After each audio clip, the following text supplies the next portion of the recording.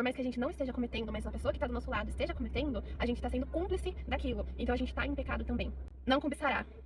Quando ele fala de não cobiçarás, ele não tá falando só de você cobiçar, vamos supor, a mulher do próximo, que muitas vezes a gente entra nesse contexto, não cobiçar a mulher do próximo, mas ele quer dizer o quê? Não cobiçar nada, ele fala pra você não ter inveja de absolutamente nada, é pra você não cobiçar carro, é pra você não cobiçar vida, é pra você não cobiçar bens, é pra você não cobiçar mulher. Então ele fala, quando ele fala não cobiçarás, ele fala exatamente sobre tudo. E aí entra muito forte a questão da inveja, pra gente não ter inveja.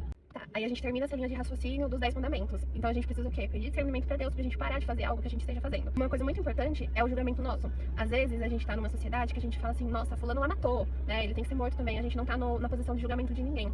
O que Deus mostra pra gente é que não existe pecadinho e pecadão, né? Os seus mandamentos, eles são bem claros. Tem inveja, a sua inveja é a mesma coisa de você matar.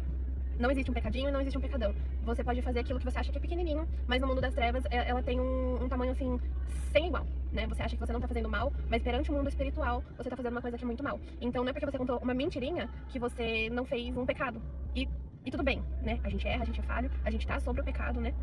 E o que a gente precisa? A gente precisa se alinhar com Deus, ter o conhecimento da verdade, pra gente começar a ter esse alinhamento. Porque todos nós somos pecadores. Então o que você precisa fazer? Você precisa entrar em alinhamento e pedir pra Deus ir tirando isso de você aos poucos. Então se você tem costume de mentir, você tem que pedir pra Deus tirar isso de você. Sabe por quê? Quando você tá mentindo, você tá abrindo uma porta. E essa porta é de Satanás. Então quando você abre essa porta pra Satanás, você tá dando legalidade pra ele na sua vida. Então não tenha esse julgamento porque você acha que você mentiu, que você invejou, que você cobiçou, que o seu pecado tá sendo diferente daquele que matou e daquele que roubou. Porque muitas vezes a gente fala assim, nossa, mas matar não tem comparação com uma mentira. Pra Deus é tudo igual. E quando você faz um simples ato de mentir, você tá abrindo a porta pra Satanás. E se Satanás tá comandando a sua vida, não tem espaço pra Deus entrar. Então você tem a consciência do que você tá mentindo, então você precisa dentro do seu coração pedir pra Deus mudar isso, mas você também ter a consciência de estar mudando isso, porque a gente somos livres em relação ao nosso livre arbítrio. Então a gente sabe o que a gente tá fazendo, por mais que assim, eu tô sob influência do mal, é porque eu abri a porta, é porque eu menti, é porque eu cobicei, é porque eu adulterei. Então quando você abre a porta pra um, você tá fechando a porta pra outro. E só existe dois lados, o lado de Deus e o lado de Satanás. Então se você tá abrindo a porta de Satanás, você tá fechando a porta de Deus. E se você tá abrindo a porta de Deus, você tá fechando a porta de Satanás.